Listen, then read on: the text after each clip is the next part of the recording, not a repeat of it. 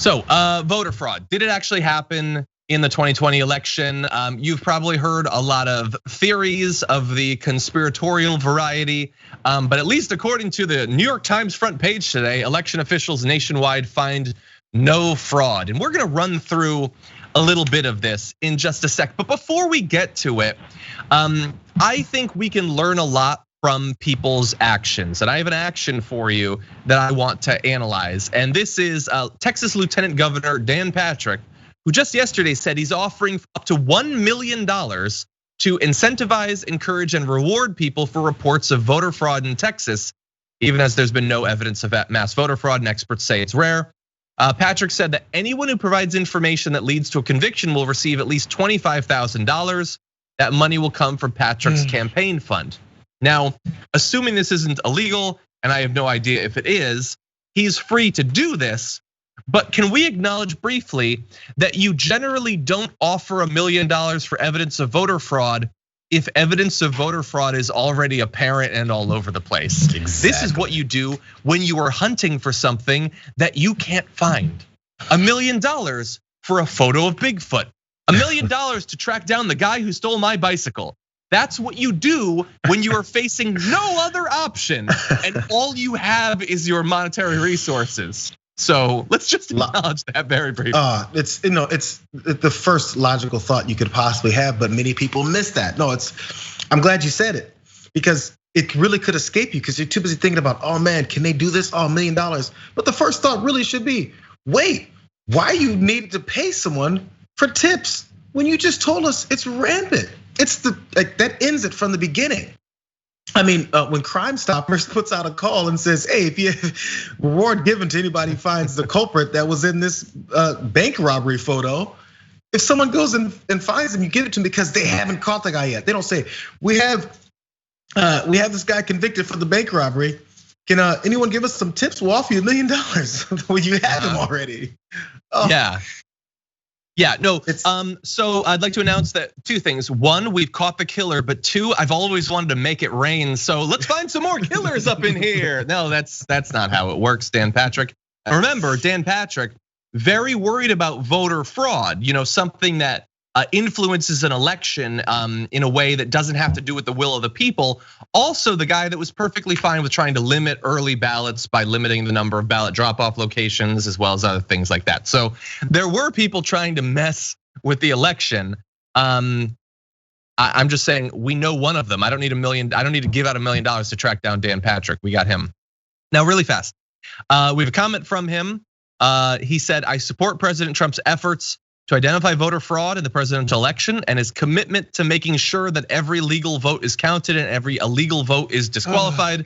The delays in counting mail-in ballots in other states raises more questions about voter fraud and potential mistakes. Sure, it raises questions in that you have raised questions, but they're not good ones, they're not legitimate ones, and I was gonna swear there.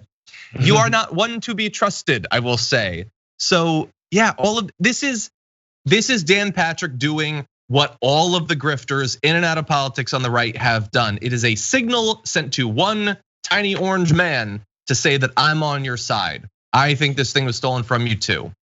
What do you get out of it? What's Dan Patrick getting out of this? I'm sorry, I keep asking the same questions. What's the end game here? They're not dumb. He's been in politics. He knows this is over. So at the end of it, what's gonna happen with your name? What's gonna happen with your position, your legacy? What's the point of this? What does he have on all these like guys? Him more? It's crazy. Maybe it's just, I know that a lot of Texas voters that are conservative like Trump. So Trump is saying it was stolen. His voters believe that, so I have to say it's stolen, so they'll like me too. It could be as simple as that. I don't know. It's sad no matter what. But also, and by the way, $1 million, you can get 25,000 if something leads to some kind of, what did they say, conviction or something. And it's coming from Dan Patrick's campaign coffers. Am I right? Is that what it said?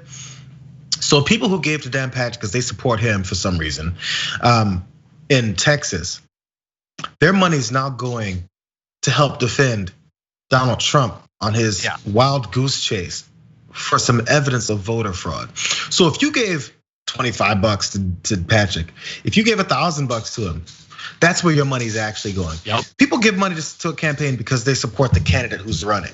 And then this goes and gets sent over to someone else who's lying about a different campaign. Does that make any sense?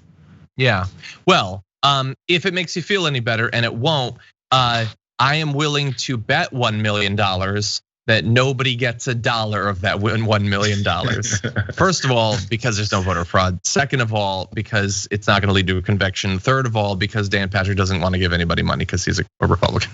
Maybe you should run a. Nobody's maybe you should start up a GoFundMe and get you. Well, Trump is doing that, but yeah.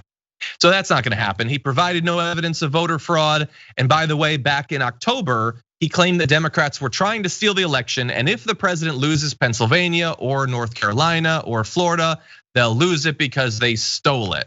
And so he was saying that before, now it has happened. And so what do you know? He still thinks it was stolen because again, like there is no difference other than money between a random Republican governor or senator anymore and the dumbest, least informed Republican voter. They have to say and believe, or at least pretend to believe, the same things to keep their base fired up.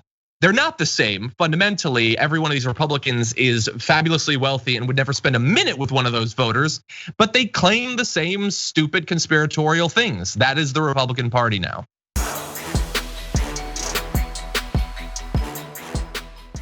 Check out the Damage Report podcast each day, wherever you get your podcasts, whether Pocket Casts or Stitcher or iTunes. You can join me as I give you the news and stories you want, with a range of co-hosts and interview guests jumping in on the fun each day. Again, that's the Damage Report, wherever you get your podcasts. And if you get them at iTunes, don't forget to rate and review. Sometimes I'll read them live on the show.